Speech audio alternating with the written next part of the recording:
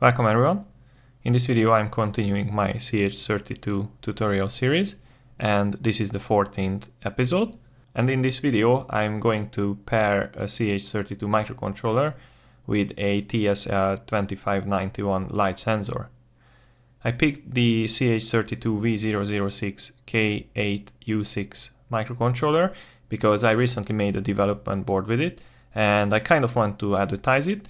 And it's a very powerful microcontroller for its price especially.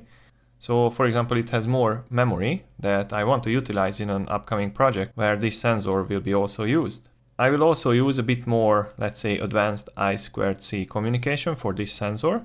And I have already wrote an article and I made a video, a tutorial based on the basic I2C functions. And I'm going to reuse that code and further improve it for this specific project. So about the chip, this is a light sensor and it has a dual diode system, and that means that it has a set of diodes in a photodiode array which can detect only infrared light, and then it has another set of diodes in this array which can detect regular full spectrum light. And then each of these arrays have their own AD converters, so there are two channels in this chip, and then those two channels can be read out, and then that data can be read through the I2C bus. And then we can continuously poll the data, so we can just integrate the light and then read it out with a certain time period. Or we can set up some sort of interrupts where we define an upper and a lower threshold for the values. And then when that threshold is triggered or exceeded more precisely, then the chip sends a signal, an interrupt signal to the microcontroller, and then we can handle the things. The chip is very simple. It just has 6 pins. It operates at 3.3 volts. And it barely consumes any power, so it is perfect for a low power application circuit, and that's where I will need this, because the next project based on this specific sensor will need to be a low power project. The I2C address of this device is fixed and you cannot change it, so if you want to use multiple of these sensors then you are in trouble, but you can always use an I2C multiplexer. And further simplicity of this circuit is that it doesn't require any fancy circuitry. So we can just put a decoupling capacitor on its power supply pins, and also a few resistors are needed because all the three lines, the two I2C lines and the interrupt line, requires pull-up resistors. But the good thing is that for the interrupt line, we can just use the internal pull-up resistor of the microcontroller, which I'm going to use and demonstrate here. So we basically just need two resistors, one for each of the I2C lines. So once again, I have already made an article and a video on the basic I2C, and I even made a bit-banked I2C implementation for this specific microcontroller family, the CH32 microcontrollers. So check those videos and articles if you are interested in the basics. And in this video, I'm going to build up on top of that basic, especially in the I2C basics code. So that's part of the code that you can see here on the display. And then the first thing that we have to do is the initialization of the I2C bus. And this is exactly the same that I did in the previous videos, so I'm not going to explain too much. The only thing that I have to tell you is that the chip specific pins here are GPIO pin 1 on the C port, so PC1, and that is the SDA or the data line. And then the other is the GPIO pin 2 on the C port once again, so that is here that you can see. And PC2, that is the SCL or the clock line of the I2C bus. And both pins have the AF_OD function, which means open drain, so they will have external pull-up resistors. Those are the pull-up resistors that I have already mentioned when I was showing the datasheet, and basically that's all what we need. The other, let's say, lines here are already explained in the previous videos, so I'm not going to explain that here. And the same applies to the send byte function. So in the previous implementation, this function was only able to send 1 byte at a time. And the only thing I did here is that I introduced an extra parameter here, and that is the number of bytes. And then this number of bytes will be passed to a for loop here, and the for loop is just a frame around the already existing lines which I had here. And these few lines are exactly the same that they have been in the previous one. So really the only difference is this for loop. So we just wait for this flag to change. And then when that flag changes, we are able to send the next byte out to the I2C bus. And then we go back to this checking condition here. And then we repeat this number of bytes times. So this is the only difference. And then the same happens with the receive byte function. So I introduce the new parameter here, which is again the number of bytes. And again, we have a for loop here. And that does basically the same on the opposite direction. So it is waiting for a flag to change so we can read the next byte from the I2C bus. And then we read it. And then we pass it to the end item of the buffer here. So the buffer here, or more precisely, this will be a pointer to a buffer, as you can see, that will be filled up in each iteration. So we will add one more item or one more byte into this buffer. And then when the number of bytes is reached, then we send the stop signal and it's done. And this is the only modification to the library. So both the receive byte and the send byte is now capable of dealing with multiple bytes. And then with this we can jump back to the datasheet and look at the basically most important table here, which is the description of all the registers. So what I did here is that I copied out all the addresses and then I named the parameters or macros according to these register names, and then I can call them.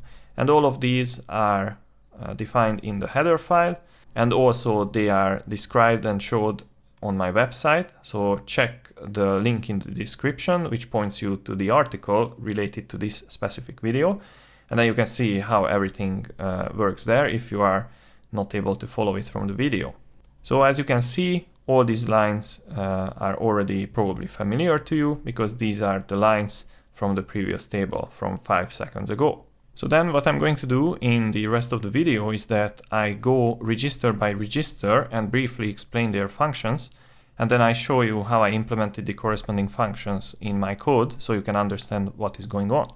And then the first register which we want to use and implement, that is the command register. And there are just a few things that we have to take care of here, and that is the bits in the transaction field and some of the bits in the address field. So typically we want to look at this line here, which is the normal operation. So the bits 6 and 5 will have to be set to 0 and 1 in order to have normal operation. And this is when we want to, for example, send a new value to a register or read out the ADC values and so on. Otherwise, sometimes we will use the special function, which is when these 2 bits are set to 1. And this is when we want to call one of these parameters below.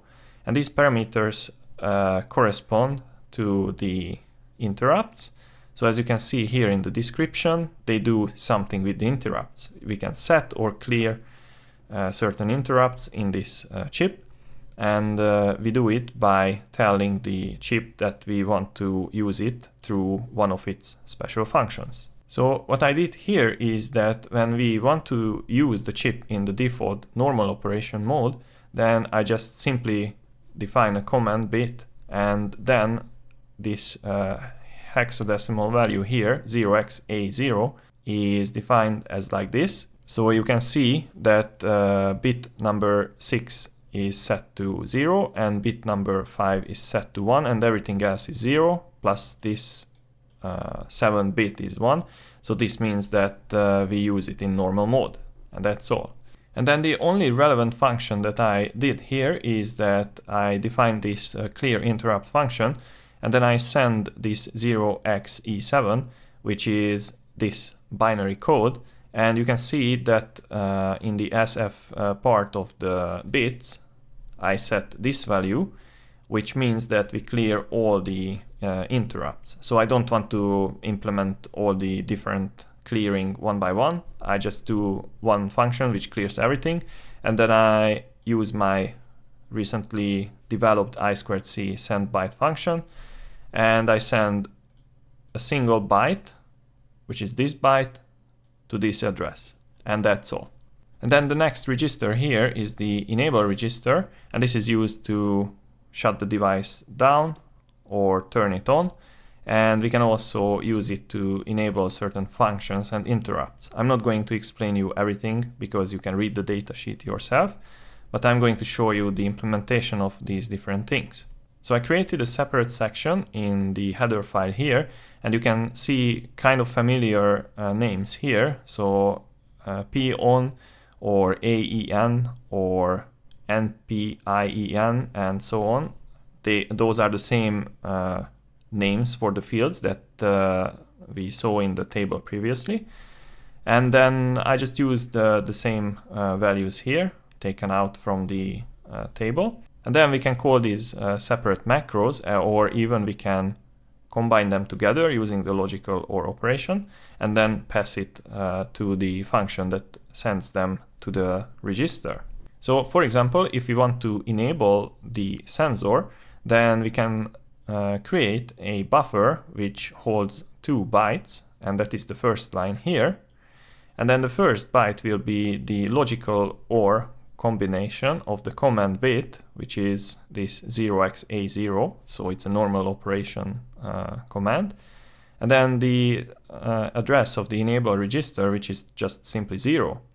And then the next byte will be, in this case, it's the power on bit, which is 1. And then we have the AEN or the ALS enable, and this is just simply the light sensing function. So we have these 2 bytes created in the first and the second position in the buffer, and then we again use our send byte function, and we send 2 bytes which are stored in the tx variable, which is an array of 2 bytes, and we send it to the 0x29 address, which is the address, I2C address of the chip. And in the similar fashion, we have a disable part here. Again, we have a 2 byte buffer, which is an array. And then the first part is the same. So we want to communicate with the enable register, and then we just simply want to send the P off or power off command, which is basically when we set the P on field of this register, which is the first bit, to 0, then that will turn off the sensor. And then we send it, and then we wait for 100 milliseconds. Then the next register is the control register. It's on the 0x01 address. And this takes care of the 2 main functions of the chip, at least in my opinion, the 2 main functions. You can set the gain value, and then you also have the integration time, A time here. And everything is fixed. So we have 4 different gain, and we have 6 different integration time, and then we can combine them together based on the intensity of the light that we want to detect. Luckily, the sensor is super sensitive, so we never need to use the maximum gain and the maximum integration time unless we have like pitch black dark conditions. Since both the integration time and the gain values have like several values, we can put them into these kind of numerators, or I call them sometimes containers, and then we can refer to each of these variables here. So whenever we call this TSL2591 underscore integration underscore 100 milliseconds, then we will actually refer to this value 0, and then we do the same with the rest of the lines, and the same happens with the gain. Plus we have 2, let's say, private variables here, which will be used only inside the code, but they are important because we want to keep track of the set integration and set gain values. And this is how I take care of them. So for example, when we want to set the gain and the integration time, I do it simultaneously because both values belong to the same register. And therefore, what we do here is, again, we need 2 bytes. And in the first byte, we combine the command bit with the control register's address. And then in the next byte, we combine the integration time with the gain value. And then we send it out to the sensor, plus we store both of these set values internally. And then I also have separate functions where we can get the gain and we can get the integration time. And then what this function does is we have one byte here, which is the command bit combined with the control register address, and then we send this to the chip, and then the chip sends back the value of this specific register. And then we decompose this register and we only extract the values which are the bits for the gain value, and then we return with that value. And the same happens with the integration time. So again, we inquire the value of the control register, so we send these combined bits to the device, and then in the response of the device, which is actually until these lines, these two functions match, as you can see, then we just extract different bits. So we have these lower 3 bits here, which are kept, and then we return that, and that is the integration time. Then the next register or set of registers is this ALS interrupt threshold register. It might look a bit overwhelming or a bit intimidating, but actually this is not really difficult. The only thing here is that all the thresholds are 16-bit, so they are stored on 2 times 8 bits or stored on 2 bytes. So the lower threshold has a lower byte and a higher byte, and this together makes up 16 bits. And then we have the upper threshold, so that also has 2 bytes. And then this is one type of threshold, and this is for the values where we also want to define a persist value later on. And then we have the no persist thresholds, which are exactly the same. So we have an upper and a lower threshold. The only difference between these 4 values, so 2 times 2, is that for the first set of values, we will have to define a third value, which will be how many times we want to get the thresholds to be exceeded in order to create an interrupt. Whereas for these 2 thresholds, we don't have any persist value. We just see that one of the thresholds are exceeded, we immediately create a interrupt. So those are here. So you can see that we have 8 lines highlighted. These are the exact addresses for those 8 registers. Plus, I have this persistence filter, which will be soon shown to you as well. And we will need to define this as well if we are using these registers.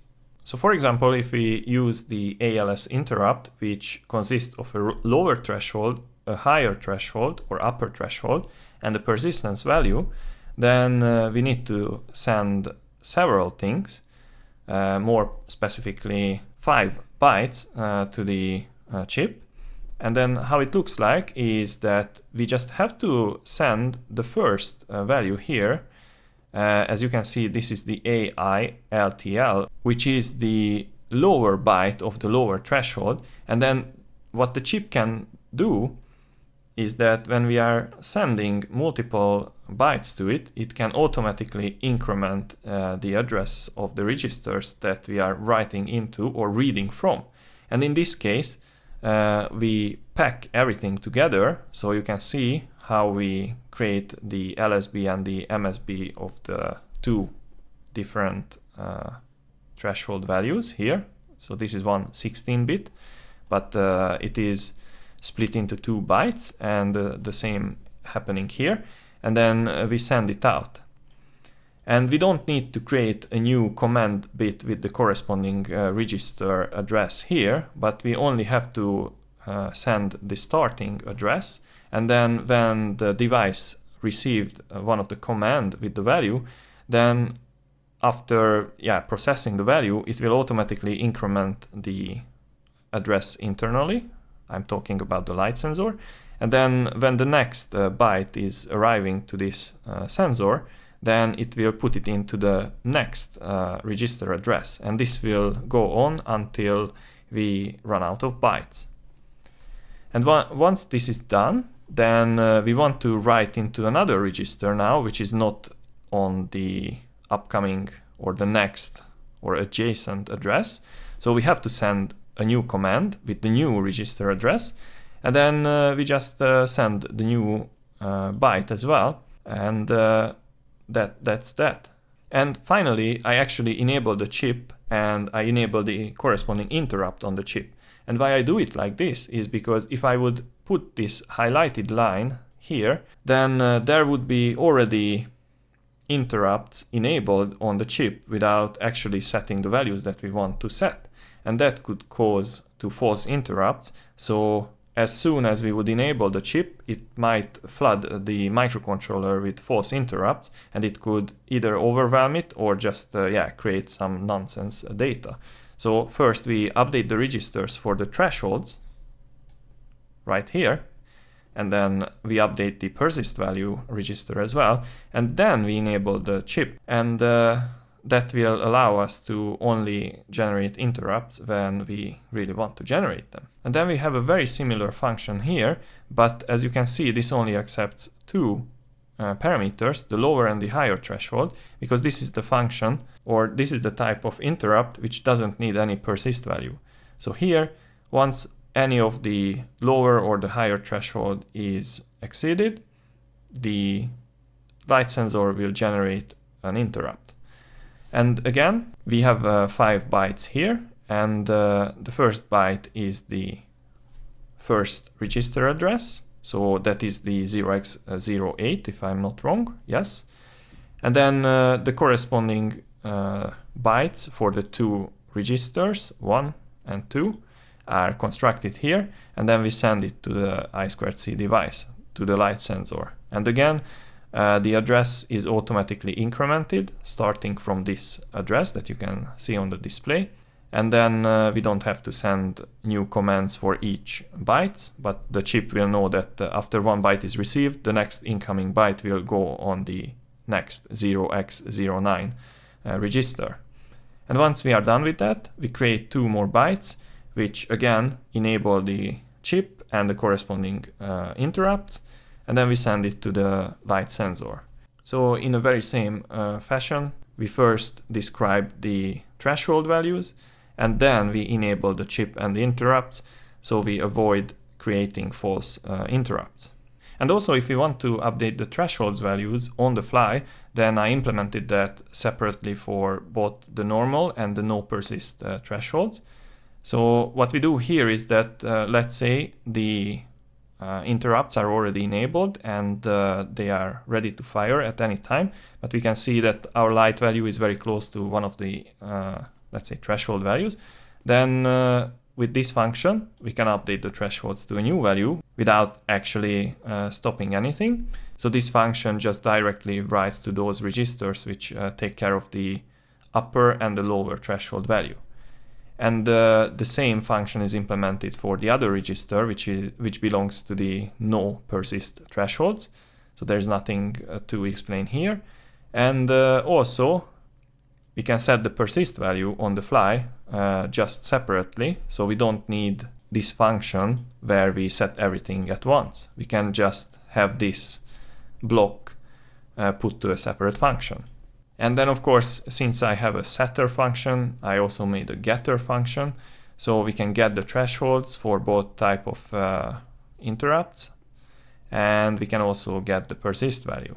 And then we have this persist register, which I have basically already explained. And this register can be used to set a persistence value. So if the light value is outside of the threshold values this many times, let's say 10 consecutive times, and it has to be consecutive, then an interrupt is raised. But for example, if there is just a brief change in the light and there would be, let's say, 2 readings with outside of range values, then the interrupt would not be raised because we need 10 consecutive values. And I have already explained how this works in the enable ALS interrupt function. In the next page, we have a few registers that I don't really care about. One is the PID register, and this is just the package ID. I'm not curious about it, so I haven't implemented it. The ID register, which should return this 0x50 value, is again not interesting, but I will use this just to show you how it works. And again, I'm not super interested in the status register, so I haven't really taken the time to work with this. However, the ALS data register is very important because this is the register that contains the data of the two diode arrays. So this will be the full spectrum light value and the infrared light value.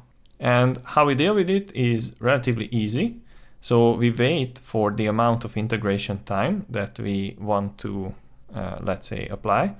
And then we have to set up two buffers here. One is for the received data, and that has to be 2 bytes because we have the low byte and the high byte of a certain channel.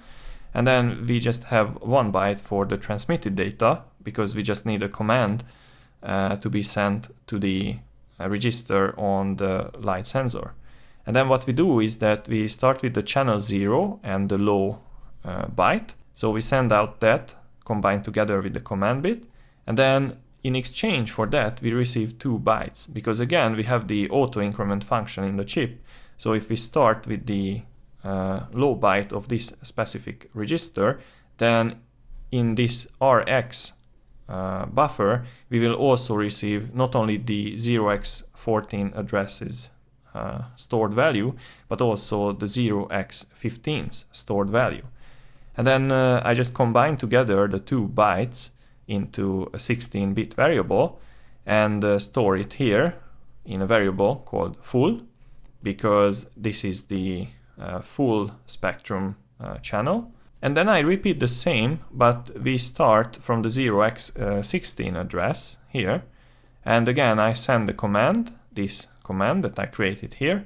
And then in exchange for this, the light sensor will return 2 bytes, which then I combine together again using some bit operations, such as bit shifting and logical OR operation.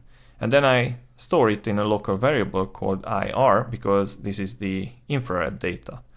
And then at the end, I pack the data into a 32-bit variable, which I will call luminosity. And then this luminosity variable, which I will also return with this function, will contain both sensors' data. And then later on, we can process this. And then one way to process this is that we want to get the visible light, so we want to get rid of the infrared part, and that's exactly what happens here. So I just extract the different bits or bytes of this 32-bit variable by applying different masking bits or shifting, and then I investigate the final result of this shifting, and I have to make sure that the value of the full spectrum data is higher than the infrared data. And if it's higher, then I return the visible spectrum data, otherwise I return 0.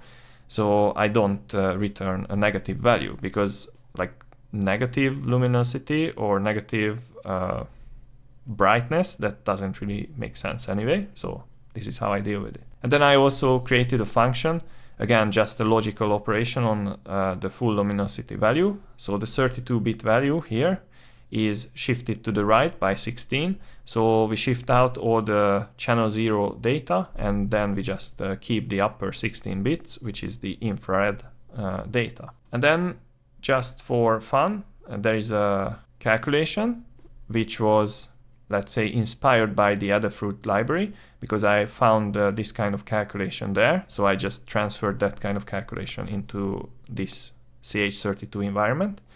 But again, what we do here is that we get the full luminosity, and then we will split it up into infrared and visible spectrum values by applying the corresponding bit operations. And then I have integration time and gain values defined locally, plus we have the CPL and lux values defined locally here. And then the freshly defined A time and A gain values get assigned with some numbers. So depending on which integration time and which gain is selected, we pass certain values both to the A time and to the A gain variables. And we just substitute these two numbers to a formula together with some correction factors or calibration factors, and we calculate at the end the lux value. And basically that's that. So I implemented a basic demonstration in the main.c file. So we refer to both of these header files. So then when I want to refer to any of the functions that I introduced, then the code will be able to find them. And the only thing here which I have to, let's say, locally define here is this lux interrupt parameter, which is just a simple volatile unsigned integer value. And if it's false, then it's 0, and if it's true, then it's 1. I kept the default usart function here. It doesn't need any explanation. If you want to hear more about the usart, check my video series, because I have a separate video plus an article dedicated to this specific module of the microcontroller. Then here what is more important is that I did not put this in the library because there can be several microcontrollers within the CH32 family which need to be handled a bit differently. So I put it in the main.c file, but this function takes care of the pin which will be used as an interrupt pin. And I use pin number 6 on port B. So PB6 is my interrupt pin. And the very important factor here is that the mode of it has to be IPU, so internal pull-up. And this is very important because the interrupt pin requires a pull-up resistor, and that pull-up resistor is the internal pull-up resistor of the microcontroller. And I selected this specific pin number because the project that builds on top of this project has the other pins already occupied by something else, so I cannot use those lines, so basically the pin numbers, as interrupts, because otherwise everything would go crazy. So the first, let's say, interrupt line that I could utilize was the line number 6, which you can see here also described, or here as well.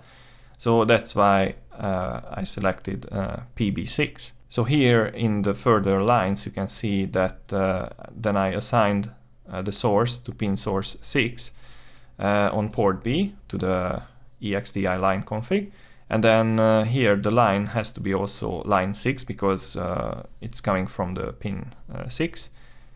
I have interrupt mode, and it's a falling trigger because, as you can see, the pin is pulled up. So when the light sensor drags it down to ground, that's a 3.3 volt to 0 volt transition, and that is a falling edge. And that's what we do here. And then we enable it, and then we also have this nested vector interrupt related stuff. This is also explained in one of my former videos, so if you want to know more about it, please check the video. And then we start to work with the chip. So up until here, everything is the default stuff, and then I initialize the I2C, so that is basically in the I2C.c file, that is this thing here. And I wait 5 seconds because I want to have enough time to be able to show you the terminal and things, so then 5 seconds waiting time is introduced here, and then I print some random message on the serial port, so we can see that at least the microcontroller works. And then we start to manually communicate with the chip with some random functions. So what I do here is that I told you that I will do something with the ID register which should return 0x50, and that's what I do here manually in the line. So instead of having a already coded function in the library, I just manually do that here. So I send a byte, this byte here, to the sensor, and then the sensor should return 1 byte, and then that 1 byte should have this number in it. And then I jiggle the chip, so I turn it off and turn it back on, and then I just assign some random integration time and the random gain value and send it, and then I read it back after 2 seconds just to see that I can update the registers.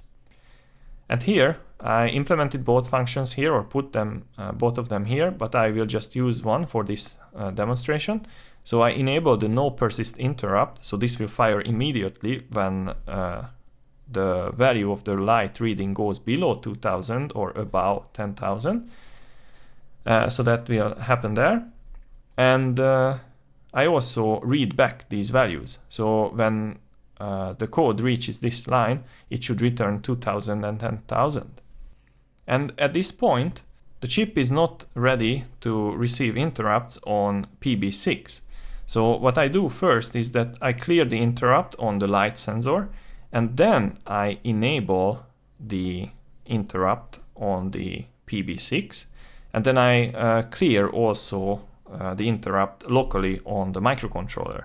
And then from this point, we can work with the interrupts of the light sensor properly. And to talk a bit more about the interrupts, because now we actually define them. So we have the interrupt handler here, and then once the interrupt is fired, we set this lux interrupt to 1. So then this part in the while loop can pick it up and we can do something. And once this value is set to 1, then we clear the ISR flag, and then we also clear the interrupt from the chip. In fact, this line could go here. I put it there because we should minimize the things running inside the interrupt. So probably this is a bit more clear implementation. And then in the while, what we do is that we get the full luminosity, and this is the value which is also triggering the threshold values if it can trigger it, and we just keep printing it. And whenever the value is within the threshold, then we just print the value. But once the value will exceed either the lower or the upper threshold, then we will also print this line in the serial port. So then here is the demo circuit. You can see it on the display, and you can see that this is a very simple circuit. The red board is my recently introduced CH32V006 microcontroller board. It's my own development board. And then next to it you can see the TSL2591 light sensor. And it's just a simple I2C connection plus an extra wire for the interrupt, which goes to the B6 terminal or pin. And then here you can see the already running microcontroller, and it is spitting out values around 6200. And I just reset the microcontroller briefly, but I show you that I'm really doing that. So I put things next to each other, let's say here, and I just simply press the reset button. And you can see that the numbers stopped coming. So here's the welcome message, as you can see. And here's the ID, that is also correct. And I stopped the auto scrolling, so we read out the no persist values, and you can see that we are reading back 2000 and 10,000. And if I slightly move the window, you can see that I set the values to 2000 and 10,000. So this is correct. So what we need to have here is that we need to somehow exceed these values, either upwards or downwards. So I rearrange the windows a little bit, just so you can see everything in action. So first of all, I will block the sensor. That's the simpler thing. And you can see that now the value is around 300, and it's throwing interrupts all the time because we are below 2000.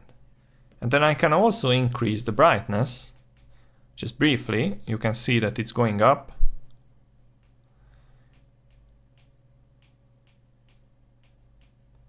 And now we are beyond 10,000, and you can see that the device is throwing interrupts again. And if I go down with the brightness of my lamp, then the interrupts disappear because we don't exceed the 10,000 anymore. And you can see that as soon as the first 10,000 or more than 10,000 value appears, then the interrupt is being thrown because we are using the no persist interrupt. if we would use the ALS interrupt, which can have a persist value more than 1, then we could wait, let's say 10 or even more times over the threshold values or under the lower threshold value before we actually receive an interrupt. So then, to show you the other interrupt, which also needs a persistence value, I reprogrammed the microcontroller with the other function, which is now shown here, and you can see that the no persist interrupt enable function is commented out here. So now we kept the same values, so that's why you don't see any error message or interrupt message here at 7000, because the upper value is 10,000 and the lower is 2000, so we are in between these two values. And I set the register to 0x05, which is equivalent to 10 events. So if there are 10 consecutive events outside these two threshold values, then an interrupt will be raised. So to test this, I increase the brightness of my lamp, and we go over 10,000, and we could see that there are several values, so we can count it: 1, 2, 3, 4, 5, 6, 7, 8, 9, 10. So after 10 values, we started to receive the interrupt occurred message. So you can see that this line also works. And then if I decrease the brightness, then no more interrupts. So this works very well. And with this, I actually showed you everything that I wanted. So I implemented the library basically for this light sensor, and I also upgraded my I2C library, or let's say set of functions. And now you can use basically any CH32 microcontrollers to communicate with this sensor. And as I said, I will use this set of code and actually an extended version of it for an upcoming project, so please stay tuned. And also, if you want to have a bit more information about the chip and the code and everything, please don't forget to visit my website, because there is a bunch of resources there, not only for this specific project, but also for other projects. And also, if you like these kind of projects and you find my content useful, please consider becoming a channel member, because that can help me to work more on these kind of gadgets and obtain more devices and make tutorial videos and release them on GitHub. So I hope this video was useful to you. I hope you learned something, and see you in the next video.